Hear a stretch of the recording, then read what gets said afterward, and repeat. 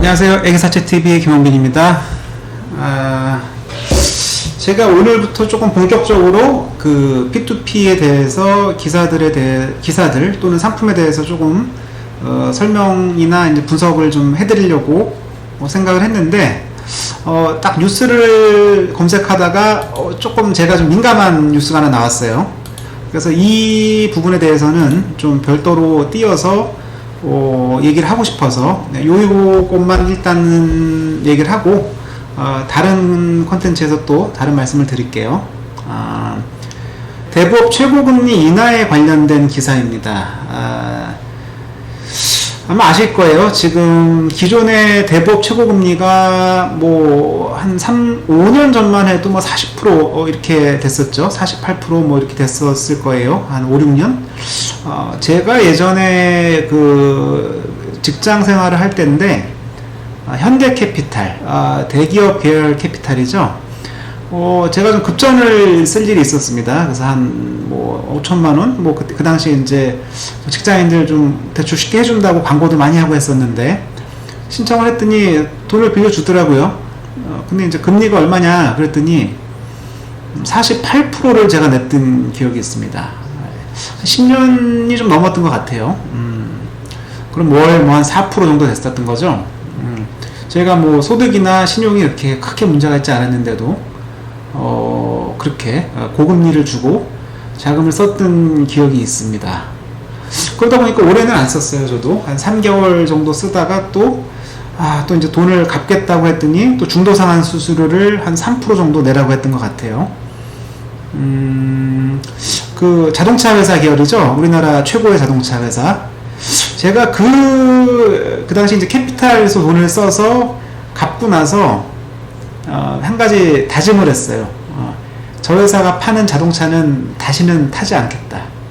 그래서 저는 아직까지 그 맹세를 지키면서 살고 있고, 앞으로도 그 회사에서 판매하는 차량 또는 뭐 카드 절대로 그 회사 상품은 저는 좀 불매를 하겠다, 이제 그런 생각을 지금도 가지고 있습니다. 그때 사실 좀 제 입장에서는 굉장히 억울했었던 기억 때문인데요. 이 얘기를 드린 게 얼마 전까지, 그러니까 뭐 몇 년 되긴 했습니다만, 대부업 최고금리가 급격하게 지금 떨어지고 있어요. 제가 P2P를 처음에 시작한 게 2017년인데 그때만 해도 그 최고금리가 27.9%였는데 또 이제 작년인가 재작년에 24%로 떨어졌죠. 근데 여기서 이제 더 떨어뜨리겠다고 합니다. 이제 20% 얘기가 나오고 있고, 그럼 이제 과연 이 업계에서 이거를 받아들일 수 있느냐, 계속 업을 할 수 있느냐, 벌써부터 걱정들 많이 하시더라고요. 그럼 뭐 이거 뭐 돈 싸들고 동남아로 가야 되는 거 아니냐, 그런 얘기 하시는 분도 많이 봤습니다. 네. 그리고 지금 일본계 자금들은 벌써 많이 탈출을 하고 있어요. 뭐 사나머니, 아프로파이낸셜, 그 다음에 이제 바로바로 이런 쪽들이 아마 일본계 자금들인데, 많이들 지금 아마 철수를 하고 그 규모를 줄이고 이렇게 되고 있죠. 이렇게 되면 좋습니다. 뭐 금리를 다운시킨다, 금융 소비자 입장에서 좋은 일일 수 있죠. 돈을 빌리는 입장에서. 저도 아까 뭐 비싼 금리를 주고 돈을 한번 빌려본 적이 있기 때문에 굉장히 힘들었던 기억이 있다고 말씀드렸는데, 근데 문제는 이렇게 급격하게 금리 인하를 했을 때 과연 이게 돈을 빌리시는 분들한테 이익이냐, 아닐 거라는 겁니다. 대부업계가 평균적으로 자금을 조달하는 금리가 저는 한 8% 정도 되는 걸로 알고 있는데요. 이제 이재명 경기도지사죠. 유력한 대권 후보라고 불리우는 분은 심지어 연 10%로 인하해야 한다라고 지금 이런 과격한 주장을 하고 계신데, 그러면 과연 뭐 P2P도 마찬가지입니다. P2P 투자하시는 분들이 연 10% 수익률을 보고 투자를 하실 수 있겠습니까? 저 같으면 안 할 것 같아요. 연 10%다. 그러면 이제 또 대부업 같은 경우에는 27.5%의 세금을 적용받죠. 소득 그 금융소득세가 아니고 비영업대금의 이익이라 그래서 27.5%의 또 높은 세금을 내고, 그럼 뭐 연 10%라 그러면은 7.25%가 세후 수익률이겠네요.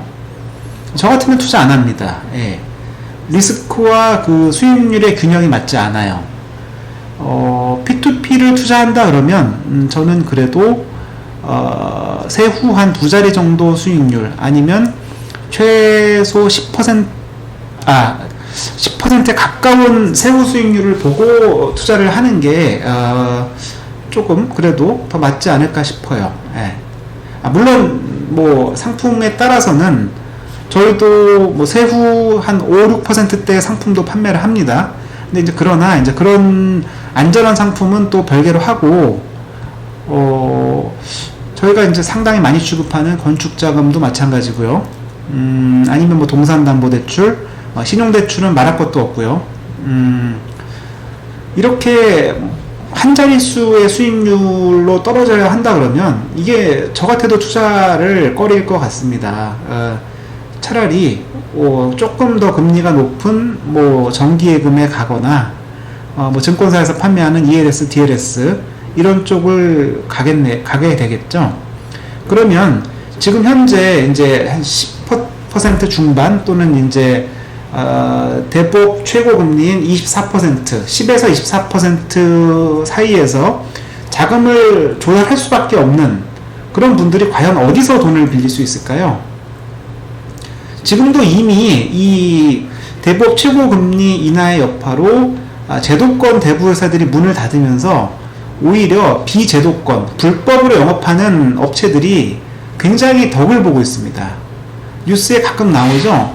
뭐 연금리로 환산했을 때 연수익률 뭐 1000%대 살인적 금리를 받아오다가 뭐 단속에 걸렸다. 이게 근데 그렇게 주변에서 꽤 흔하게 볼 수 있는 얘기예요. 무슨 몇천 %까지는 아니지만 대법 최고금리가 24%인데 뭐 30% 40%의 자금을 써야 되는 분들, 이런 얘기를 저는 많이 보거든요. 그래서 이게 과연 이 나름대로 그래도 그 법의 테두리 안에서 영업을 하고자 하는 업체들에게 이런 과도한 잣대를 들이대는 게 과연 소비자들을 보호할 수 있는 것인가, 이 부분에 대해서는 조금 정치권이 고민을 할 필요가 있다고 봅니다. 또 하나 뭐 비슷한 얘기인데요. 한국같이 그 파산, 개인 회생 이런 것들을 쉽게 할 수 있고, 심지어 정치권이 장려하고, 뭐 정권이 바뀔 때마다 한 번씩 또 신용 대사면을 하고, 이런 문화가 조금 굉장히 저는 바람직하지 않다고 봅니다. 신용에 대해서는 자기가 지키지 못했다고 하면 그만큼 불이익을 받는 게 맞고요. 정치권에서 이렇게 이게 꼭 무슨 돈을 빌려준 사람이 나쁜 사람이다, 돈을 빌려간 사람은 피해자고 돈을 빌려주는 사람은 가해자인 것 같은 프레임을 만드는 거는 조금 지양해야 된다고 보고요. 저도 이 업을 하기 전까지 뭐 대부업자들은 굉장히 무서운 사람들인 줄 알았는데, 사실 이 업을 하면서 이제 느낀 점은 돈을 빌려가는 사람들 중에서도 나쁜 사람들 많습니다. 오히려 빌려주는 사람들이 굉장히 피해를 보는 경우가 많이 있고요. 좀 제도적으로나 지금 법적으로 안 그래도 지금 굉장히 제가 볼 때는 채무자에 대한 보호가 좀 과하다고 봐요. 채권자들이 오히려 상대적으로 굉장히 좀 불이익을 많이 보고 있는 상태인데, 이렇게 이제 금리까지 만약에 연 10%대까지 하락을 시킨다 그러면 과연 업체들이 버틸 수 이 업을 과연 할 가치가 있나, 저 스스로도 고민을 하게 됩니다. 그래서 제가 이제 P2P에 대한 얘기를 하기 전에, 제가 이제 P2P도 그 어떤 이제 범위로 봤을 때 이 대법의 일부로 저는 보고 있기 때문에 좀 이제 오늘 좀 민감한 뉴스가 나왔다고 생각해서 한번 따로 컨텐츠를 만들어 봤습니다. 감사합니다.